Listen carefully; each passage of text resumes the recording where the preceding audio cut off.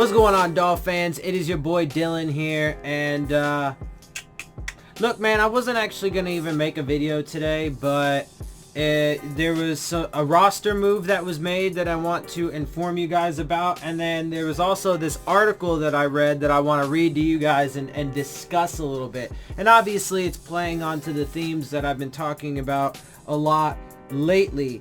But first the news, first the roster move that was done. We have released Zach Stirrup from the practice squad. So, gotten rid of one of, another offensive lineman. We had released him from the roster, from training camp, put him on the practice squad. Now he's gone again.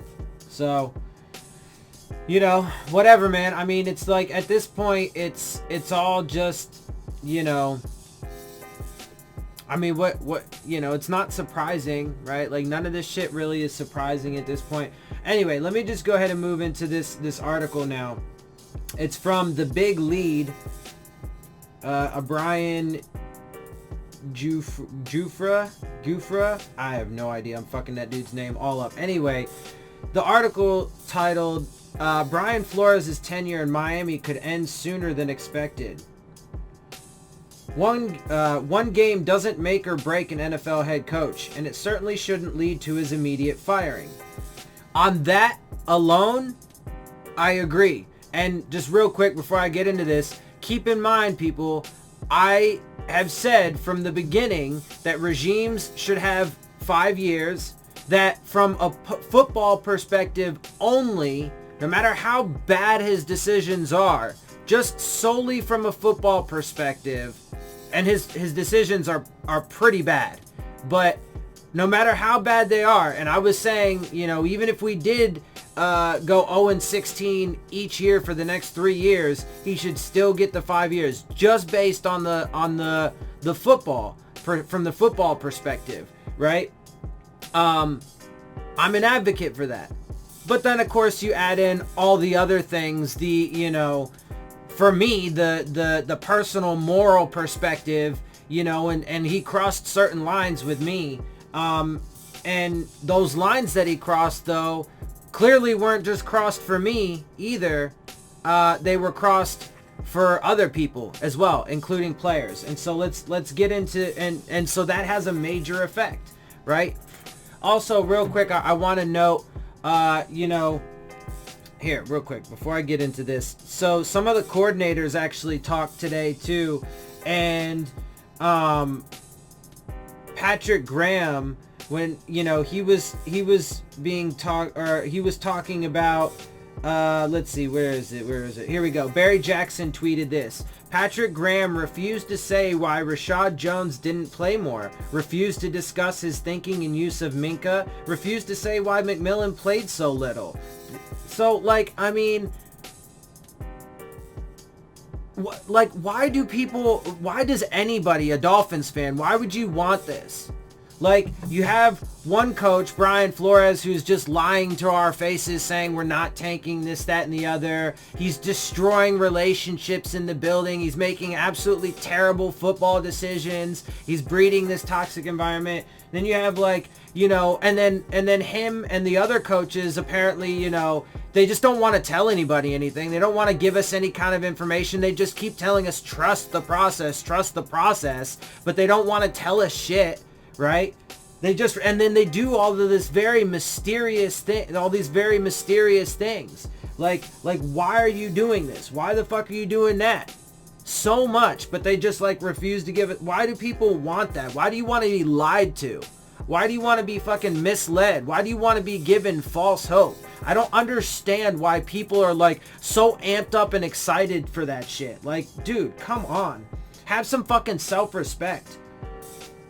Anyway, let's see. So, continuing on with this article, though, but Brian Flores may have lost the Dolphins' locker room after one game. And if that is indeed the case, which it certainly sounds like it is based on multiple reports, he could already be a dead coach walking.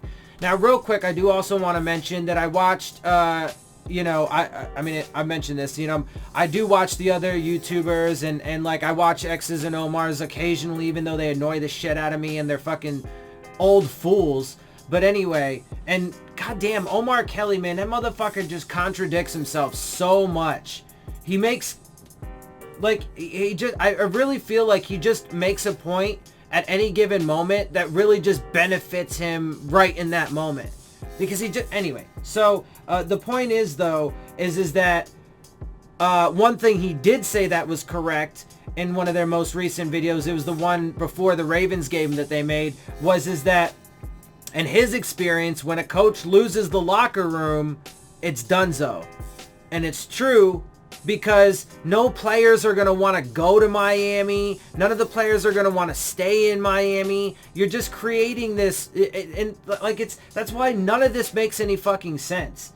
And so, but that's why, for me, like, again, real quick, I know I do this, tangents, but I know that's why I'm making it, the distinctions are super important, right? So that's why I said, after one terrible game on its face, just that in and of itself isn't necessarily reason, and I would say definitely not reason. And even all of the crazy, but then you add in all these just crazy decisions to get rid of people for no reason, and why are you using guys like Minkah Fitzpatrick was talking and he to reporters, and he said that, you know, I mean, he was trying to, you know, he's a smart kid, and he's an honest kid too, like, because he said it both. He said, yeah, you know, we do need to play better, but at the same time, we weren't always put in the right positions either. So that's the coaches, right? And so, you know, I mean, you add that on top of it, and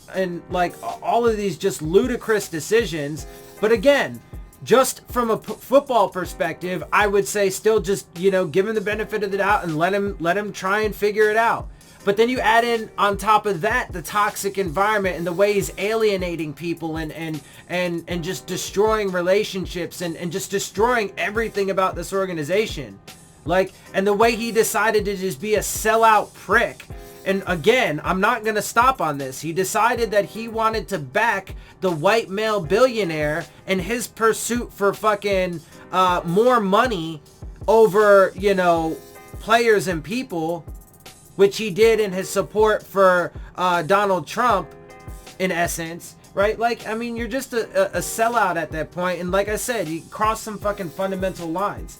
And so it's true. And so for me, that's why at the end of the day, yes, I do not want Brian Flores to be our head coach anymore. I think that it is absolutely the wrong direction. I think that he's proven already to be fucking, you know, terrible in just so many different ways. And when you put it all together, yes, I think it is reason to get rid of him. It's not going to happen, unlikely to happen, you know, right away. But not even just that, though. I do think that obviously Chris Grier has a lot to play in this, and he should also be fired. But there's a lot of people that, you know, now that there are people in the media and stuff actually starting to have this conversation, even though I've been talking about it for months. Of course, the people in the media don't watch my show, I'm sure, so it's not like they would have even heard this. But I've been talking about it for months. But now that they finally are, you know, it's like, man, I kind of lost my train of thought there for a second. I mean, look, oh yeah, so look, I mean, he needs it. It's not just Flores, and it's not just Grier, right? They have a lot of responsibility, but I've been saying this too for a while now, right? For a couple months now at least. The root problem is Stephen Ross. Stephen Ross needs to go. He needs to sell the team, and it is up to us, the fans, to put that pressure. So, you know, I've been talking to some of the people that follow my channel and stuff, and look, I mean, unfortunately, you know, it would take a lot of people for a petition to have any kind of force, right? Petitions are people powered. I would definitely be willing to spearhead that, you know, with the support of you know, Dolphins fans, but we're gonna have to get a lot, you know. I mean, honestly, it probably wouldn't really have any kind of traction until at least I'm, you know, I have the kind of, subscriber base that, some of the other YouTubers have, right? Like TD and Dougley and K-Flexin, I think they all have, I think TD's got like over 5K or 6K. Doug's got, I think, like over 6K. And I think K-Flexin has like over 8K or something like that, right? Like I would need to have that kind of subscriber base for it to really have any kind of traction, at least, right? So, but I've been looking into it. It is super easy to get going, just to need the people. Anyway, we'll get there eventually, but it's not just these guys. They are symptoms of, cause he hired them, right? Stephen Ross hired these guys. Anyway, let me continue on, because I'm getting way off. Well, not way off. I mean, it's all related, but I'm just, me, man. I rant and rant and rant. All right. In the span of a few hours on a sunny Sunday afternoon in Miami, Flores' ability as a head coach was called into question, and his players outwardly quit on him. Facts. Let's also not forget, though, that, he fired his own offensive line coach 1 week in a training camp, right? And now, don't get me wrong, this is not his fault necessarily, right? I mean, it's not his fault. He really couldn't have known, or at least couldn't have expected it to be this way. But another coach on his staff had to bow out because of health problems. Now, the coach's health problems are not Flores' fault, to be clear. But, with those two coaches having to leave your staff, one for disciplinary reasons and one because of health issues, it does, raise some questions, more so the firing after the training camp, but it does, raise some questions about his ability to, get his staff together. And also, too, I'm gonna once again, I know, tangents. Also, once again, remind everybody that in the Adam Gase era, right, it was Stephen Ross, Mike Tannenbaum, Chris Greer, and Adam Gase were the top guys that had, say in the room or whatever. 4 guys. In this regime, it's Stephen Ross, Chris Greer, Brian Flores, and then I can't remember off the top of my head. I should have looked it up, but here, maybe I can as I'm talking. But anyway, my point is,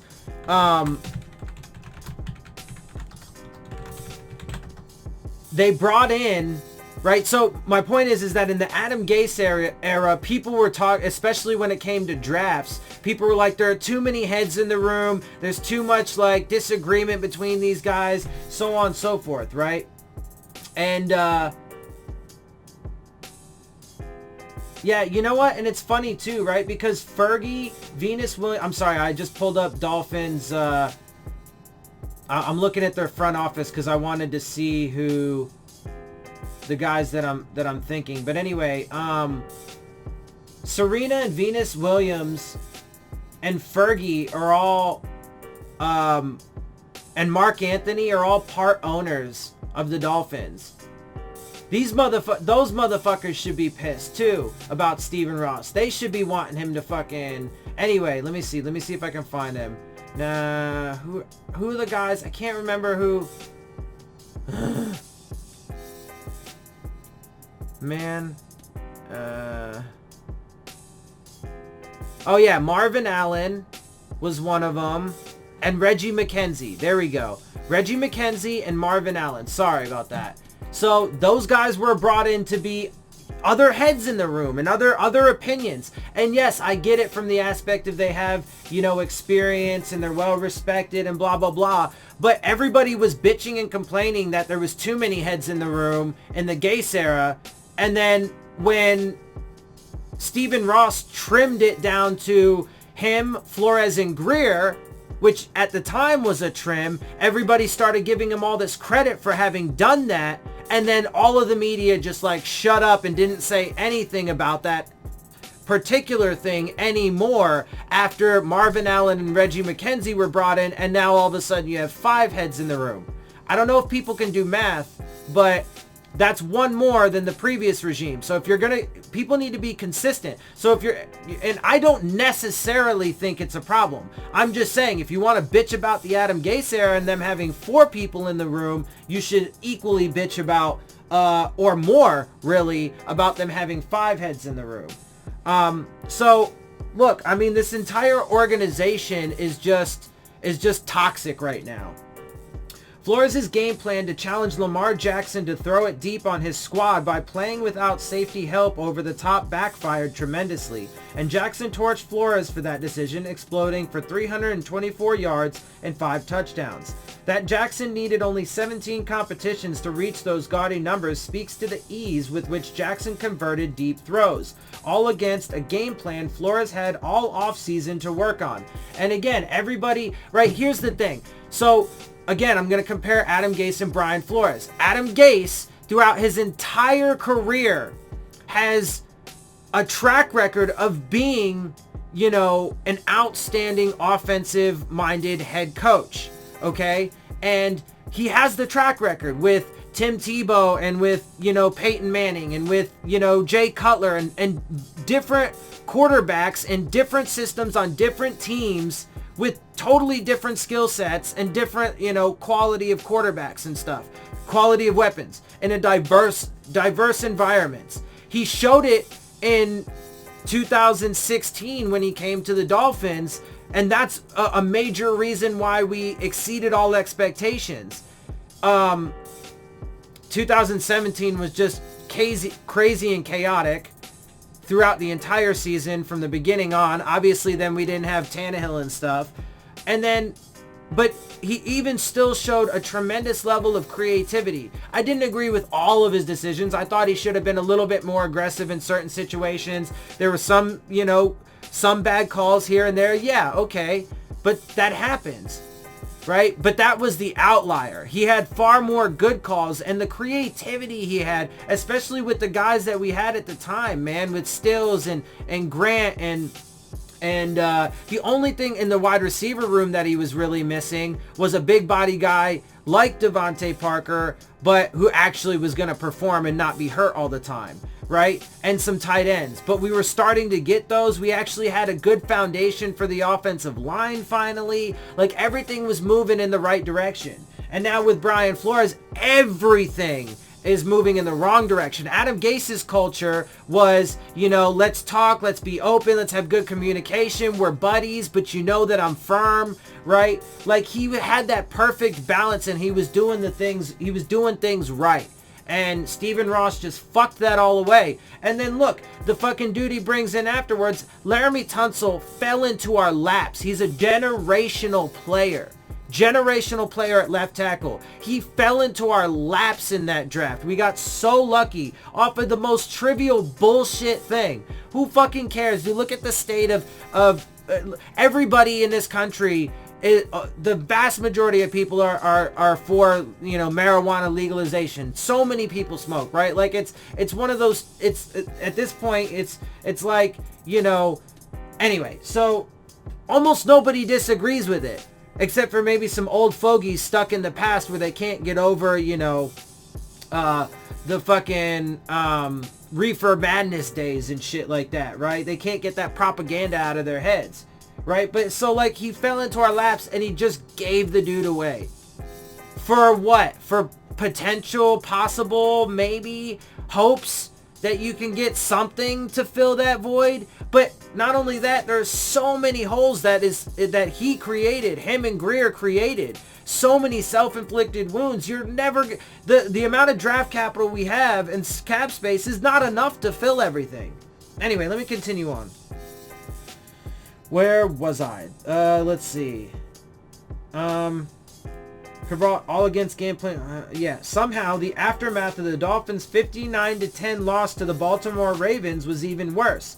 Pro Football Talk reported that multiple players reached out to their agents after the game and expressed their interest in being traded. Armando Salguero and real quick, again, to address that, anybody that has the fucking argument that, oh yeah, well, the players should have played better. Dude, that's the most fucking stupid argument I've ever heard, and you're just blaming the players for what? You're saying it's their fault for what? Because it's not. It's Chris Grier and Brian Flores who created this team. They're the ones that decided to just jettison all the fucking talent we have and go with nothing but young, inexperienced guys, nothing but perennial backups and bargain bin dudes. Like, again, all 8 of the fucking players that they brought in from the failed AAF league, not a single one of them was even on the roster at the end of the cuts, right? Like, it's absolutely absurd. So of course they don't want to be part of this madness. You had dudes like, Jadeveon Clowney did not want to come here. You have guys like there's rumors that John Denny even fucking, the reason why they released him was because he would possibly even expressed, he didn't publicly, and he's a good dude and probably, wouldn't, he's gonna say the nice things, take the higher road, but there was rumors that even he, right, was released because of that. That's why you saw guys like Cameron Wake and Jawan James, leave in the offseason. In part because the organization didn't even try to keep them, but because they could see the direction that they're going. Like, it's just absurd. It's absurd. Anyway, allow me to continue. Armando Salguero of the Miami Herald later confirmed that report, saying more specifically 3 players expressed that desire. In both reports, it stated players were upset with Flores' game plan and questioned Miami's desire to win this year, with some speculating they're already playing out the string for the best draft pick possible in next year's draft, which is going to backfire on them. Because again, even if you take Tua and even if you get an offensive lineman in the first round, you still got 4 offensive line spots to fill. Not to mention, spots just all across this roster on, in the starting lineup and in, the depth. And already, and because again, part of the reason why they don't, believe this motherfucker is because, he's straight lying to everybody. He's just telling everybody, no, we're not tanking and it would be disrespectful. Ignore how I treated Kenny Stills. Ignore how I treated Tunsil and these other people. Don't jump on me for being disrespectful to them, right? Or bring that up. But I think it would be disrespectful to, to the game. It would be disrespectful to the game to tank. Dude, you're full of fucking shit. You're totally full of shit. And your actions speak louder than words. Right? Than your words. You can say it all fucking day till you're blue in the face, but it doesn't fucking matter because the things that you're doing, the actions that you've taken, have completely fucking proven the opposite. So of course you're going to lose them. Of course. And I've been saying this. If he hasn't already, it's going to happen very soon. Do you think we're going to go in next week? We are going to get stomped by the fucking Patriots when they come to town. They are going to mop the floor with us. And some people try to stay on that fucking false hope train. Are saying things like, oh, well, the Patriots don't play well when they come down to Miami. And that's true, but Ryan Tannehill, whether you guys want to admit that or not, over the past, 9 games or whatever they've played where they've struggled down in Miami, was a big part of that. Ryan Tannehill was a huge part of that. Not to mention, even in the worst days of Tannehill, like, in other words, when he had the least amount of talent around him, the worst offensive line and stuff, even still they did a lot better because it wasn't this bad. They still were just like, an average team. Now we are just like straight garbage across the board. While Dolphins GM Chris Grier must shoulder most of the blame for this roster, him and Flores, just all of them. They're just all bad. All bad from top to bottom.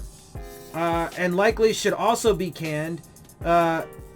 He puts in parentheses, if the Dolphins' desire is to compete and not tank, well, it's too late for this year for sure. And frankly, it's too late for next year as well, because it doesn't matter. You can fire him, right? And you could bring somebody else in now or at the end of the season or whatever, but then they're going to inherit this fucking mess.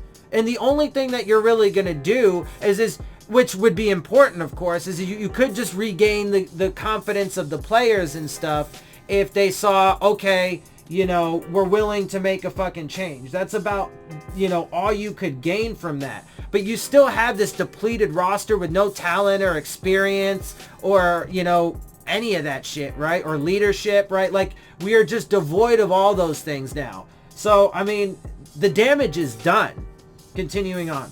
The fact remains that when players start questioning a coach's game plan and strategy, it never ends well. A coach-player relationship is predicated on trust. Trust that the coach will put the player in the best position possible to succeed, and trust from that coach that the player will perform in the moment. When that trust is broken, which seems to have happened already based on these reports, it's nearly impossible to get it back. Of course, that doesn't automatically mean Flores should be fired. If anyone should go first, it's probably Greer. But the NFL is also a tight-knit fraternity, and while the talent level in Miami isn't high right now, word travels fast around the league. Now, hold on, pause real quick. So, absolutely, I do not think that, you know, piecemealing, and we've seen this, piecemealing, you know, firing one or two guys in the regime is not going to work.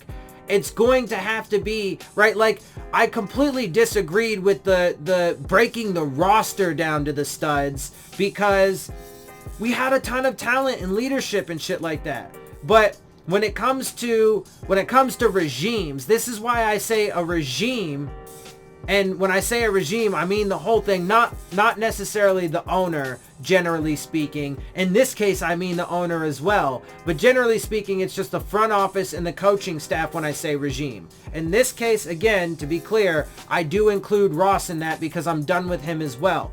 But I would say that after a 5-year window, a regime should be completely flushed out. Entirely new front office, entirely new coaching staff. But we've seen Stephen Ross time and time again fire one dude, bring in another, and then a year later or 2 years later fire a couple more, and just keep like piecemealing, and it just doesn't work ever. So in this case, when we do finally have this turnover, I want everybody gone. The entire front office, the entire coaching staff, and Stephen Ross as well. And then, you know, I mean, it's the roster's already a mess, so we just gotta then, the next people that come in just have to, you know, figure it out from there, man. I mean, I don't know what to say at that point, because like I said, it's fucking, the damage is super fucking done. Anyway, let's see, where was I? Oh yeah, if players are saying these things after one game, there's a good chance the chorus will grow louder and Flores may not be able to drown out the noise completely in Miami next year or moving forward. If that's true, or if the Dolphins believe it's true, he's likely going to be a one-year hire. Flores earned this position after working on the Patriots staff for 15 years. He learned from Bill Belichick and earned other head coaching interviews before landing with the Dolphins last year. Let's also note, though, that almost all of, you know, Bill Belichick's disciples haven't really had that much success. Personally, I think Bill O'Brien's a fucking joke. He's, you know, got some other people in the front office and coaching staff around him to help, you know, make some good decisions. And overall, they do have a solid team. But Bill O'Brien is holding the Texans back. Matt Patricia's been struggling, you know, to get started, and Brian Flores is just failing big time off the bat. And, you know, other coaches haven't historically had that much success. And why? Because you can't replicate, nobody is ever going to replicate Bill Belichick, Robert Kraft, and Tom Brady and the things that they have there. It's not going to happen. It's impossible, and we've seen it time and time again. Also, and I've been saying this for a while, I think people jumped way too much on the Brian Flores hype train, saying that he did such a great job with the Patriots last year. It was his first year calling plays, and he wasn't even actually the defensive coordinator, right? So he called the plays, yes, but that doesn't mean he was totally in charge or fully in charge of you know, creating the game plan and stuff like that. And certainly, you know, he didn't have control over the roster and stuff like that. So, you know, and then in the Super Bowl in particular, I've said for a while that I think that the Patriots did so well on just in the game period, in large part because of the fact that it's clear that the refs favor the Patriots. Probably, you know, they're unaware of it. It's probably implicit, you know, and they don't realize it. But it's so obvious, dude. Like, the Patriots in every single... I mean, they never even should have made it to the Super Bowl last year. The game against the Chiefs was the same thing. They were going back and forth in the AFC Championship game. They were going back and forth, and the game was even the entire way, right? They were evenly matched on offense, evenly matched on defense. There was one drive that the Patriots got helped out, and they actually got a touchdown as a result of. They got helped out by bullshit officiating. And that was the difference maker in the game. So they never even should have made it. So, you know, I mean, anyway, let me finish this last paragraph because this is the end of the article. Because, I mean, I do agree with some of this, and I did give the dude credit and said that I did like his resume and stuff like that overall, you know. But I was also saying early on that we need to temper, because when he first got hired, everybody was trying to christen him the next Don Shula. But let's remember, Don Shula actually gave Adam Gase his blessing. I don't recall Don Shula giving Brian Flores his blessing. Just saying. The former Boston College linebacker did it all the hard way, moving up from scouting assistant to scout to special teams assistant to stints as a coach for different defensive positions. And again, I gave him credit for that. I thought that was good. You know, I liked that. But that's not everything. That's not everything. While one game doesn't take all of that away, and while one game doesn't rest on his shoulders alone, coaches often have to shoulder the blame, and it seems in Miami that blame is being he puts in parentheses, unfairly on the coach. It may already be too late to save him. So, I do believe it is probably too late to save him at this point, but saying that it's unfair is absolutely ridiculous, right? Again, and this is how I'll end this, right? Juxtapose, once again, Adam Gase and Brian Flores. So, in Adam Gase's case, he got fired for things that were literally out of his control. Shall we go over it again? In year 2, there's no way he could control the hurricane that displaced the team, that caused them to lose their bye week, and had to come out to California for an entire week. No way he can control that. He's not God. He's not fucking Poseidon or you know, whatever. He's not Storm. He doesn't have the ability to control the weather. Not his fault. Let's see. A linebacker going AWOL. Not his fucking fault, man. Nothing you can do about that. There's no way you're going to be able to fucking foresee that. Offensive line coach getting fired for snorting cocaine. No fucking way. There's no reason why in his interview with the guy for the coaching staff, he'd be like, hey dude, so do you happen to have a cocaine problem? Like, why would that come up, right? What indication would he have? So not his fault, right? The injuries, him losing Tannehill to that unfortunate injury, right? Not his fault. Last year, all the injuries that we had, not his fault. Those things are categorically, unequivocally, not his fault. It's like you just, there's no way to make any kind of argument that Adam Gase should be blamed for that. But he was, and then he was fired because of it. Okay, so that's unfair. But now let's talk about Brian Flores, right? So Brian Flores made the game plan that the players didn't agree with or didn't like, and that failed miserably. Brian Flores is the one, along with Chris Greer, that has been making these ridiculous decisions to roster purge multiple times, to downgrade clearly at every single position across the board. Those are his decisions. His decisions. It was his choice to not back Kenny Stills and then to penalize him. Those are his choices. So it's not unfair. He's earned that. He has earned it. Anyway, like I said, that's how I'm going to end this video. I mean, it's just crazy, bro. This shit This shit is insane. Anyway, obviously we're gonna keep following this. It's gonna, it's not gonna get any better, because like he said in that, the chorus is gonna grow louder with each game that we just get fucking blown out in. It's gonna get worse, and it's gonna get worse, and it's gonna get worse, and the schedule is not easy. Okay, here's how I'll end it. Let me just real quick go over our schedule for the remainder of the year. Obviously, we know that we have the Patriots next week. Let's see, and then after that we have the Cowboys, then the Chargers, then we get our bye week early on in the year, then we play the Redskins, the Bills, the Steelers, the Jets, the Colts, the Bills, the Browns, the Eagles, the Jets, the Giants, the Bengals, and then the Patriots. Now, normally, there are games in there, under normal circumstances, there are games in there like the Colts, maybe the Bengals, a couple in there that I'd be like, okay, yeah, maybe we could win those.